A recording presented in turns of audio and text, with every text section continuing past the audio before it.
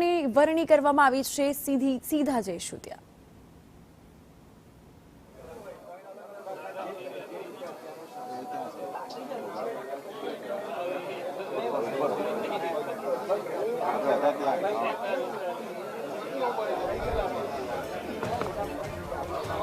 તો ઘણા સમયથી રાહ જોવાઈ રહી હતી કે સુરતમાં મેયરની વરણી કરવામાં આવે। આખરે અંત આવ્યો છે। સુરતમાં નવા મેયર તરીકે માયાબેન માવાણીને ચાર્જ સંભાળશે। સાથે જ સુરતમાં મેયરનો આખરે અંત આવ્યો છે। જાહેરાત થઈ ગઈ છે। સુરતમાં નવા મેયર તરીકે માયાબેનની વરણી થઈ છે। સાથે જ વાત કરવામાં આવે તો મેયર પદે માયાબેન માવાણીની વરણી થઈ છે અને હવે સુરત મનપાનો ચાર્જ મેયર પદે માયાબેન માવાણી સંભાળશે। તો સુરત શહેર મહાનગરપાલિકાના મેયરની અટકળો તેજ હતી। ઘણા નામ ચર્ચામાં હતા। આખરે આજરોજ મેયર તરીકે જાહેરાત થઈ ગઈ છે। સુરતના નવા મેયર તરીકે સુકાન માયાબેન માવાણી સંભાળશે।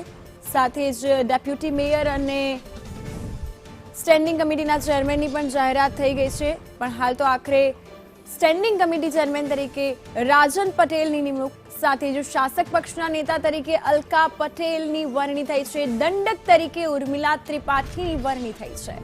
તો આખરે ઘણા સમયથી રાહ જોવાઈ રહી હતી સુરત શહેર મનપાના મેયરની। તો નવા મેયર તરીકે માયાબેન માવાણી મહાનગરપાલિકાનો ચાર્જ સંભાળશે।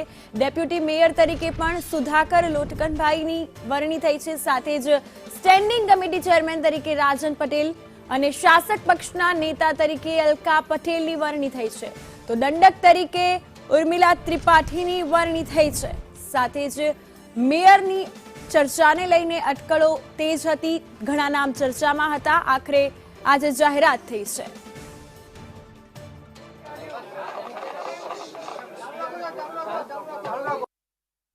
આજે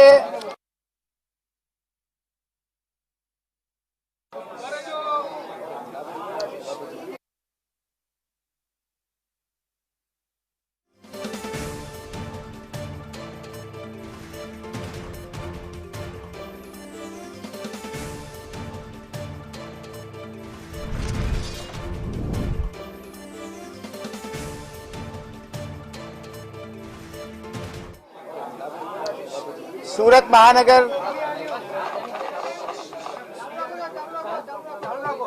આજે સુરત મહાનગરપાલિકાના પદાધિકારીઓનું એનાઉન્સમેન્ટ આમાંથી કરવામાં આવ્યું છે। આપ સૌને જાણ ખાતર મેયર તરીકે માયાબેન માવાણીનું નામ ડિક્લેર કરવામાં આવ્યું છે।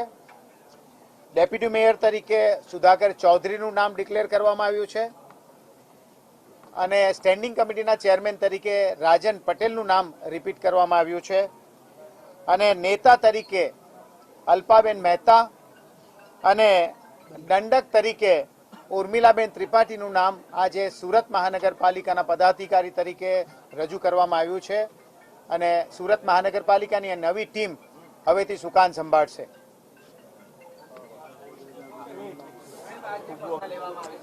સુરતના વિકાસને ધ્યાનમાં રાખીને આ પસંદગી કરવામાં આવી છે।